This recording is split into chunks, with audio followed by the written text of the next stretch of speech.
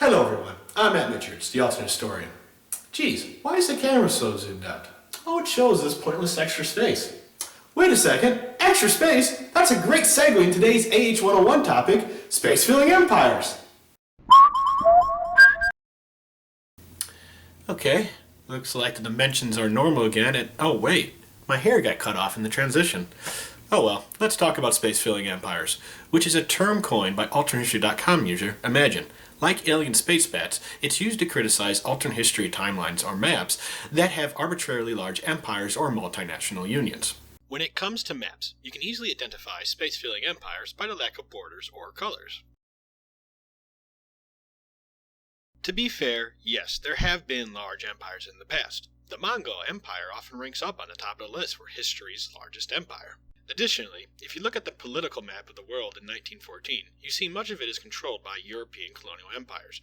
This proves that large empires are not exactly rare in our timeline. These empires, however, were difficult to manage, as they contained people of different cultures, religions, and languages, who chafed under the control of their rulers. This led to civil disobedience, wars, and, in some extreme cases, ethnic cleansing.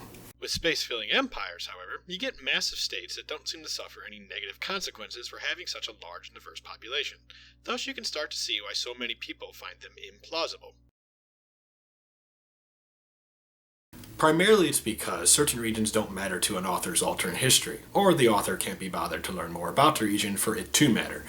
Thus, it's easier just to have the region to become a part of Big Make It Large stand than to just exist as it does in our timeline. That is why Africa, South America, and parts of Asia tend to be swallowed up more often than the states in the Northern Hemisphere. Now, you can ignore these regions if alternate history has a small scope, but if the alternate history tries to present the big picture, shoving these areas into a space-filling empire is a disservice to their rich history. Sure, some well-known ones include the Holy Britannian Empire from the anime Code Geass, the domination of Draka and the Alliance for Democracy from S.M. Sterling's Draka series, the race's Earth territories and some of the other human states like the German Reich and the Japanese Empire from Harry Turtledov's Colonization series. And there are even grand strategy games like Europa Universalis, Hearts of Iron, and Total War, which surprisingly allow you to create massive empires with very few negative consequences, even though some of those games try to be as realistic as possible. To be fair, you can argue that some of the examples I mentioned before make sense within the context of the story.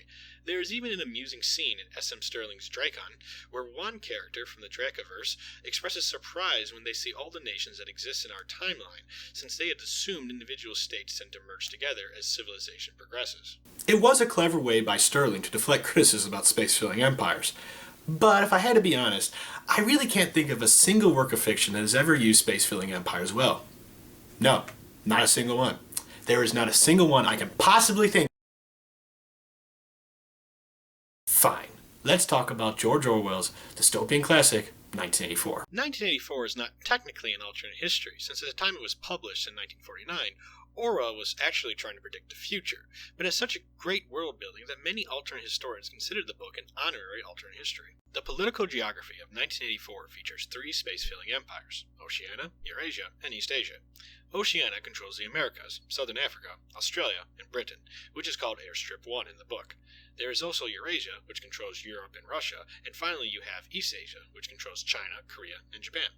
Each of these three states are locked in an endless war over the natural resources of the rest of the world. Since neither one state can overwhelm the others, the global war continues, ensuring that those in power maintain control. Insert War on Terror analogy here. Now, these space-filling empires may not on their face seem plausible, but here is why I feel that they are the most ingenious way of using space-filling empires in fiction. It's because they're not real. Everything the reader learns about the world outside of Britain comes from the government, which we learn lies about everything. Thus, they could be lying about the state of the world. This, kids, is what we call an unreliable narrator. In reality, Britain could be a xenophobic rogue state that uses violence and propaganda to misinform the people about what is going on outside their island. This theory may seem laughable until you look at North Korea, which excludes itself from the world and dominates its populace by controlling every means of communication. Suddenly the idea that the space-filling empires of 1984 don't exist isn't so silly after all.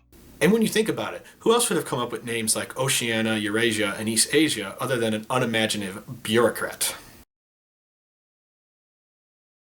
Unless you're planning to write the next classic work of fiction, don't just fill your world with empires. Human civilization is vast and varied, and our world map reflects this.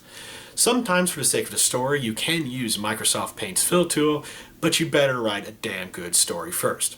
Well, that is all I have to say on the topic. If you like what I do, please subscribe, comment, like, or support me on Patreon.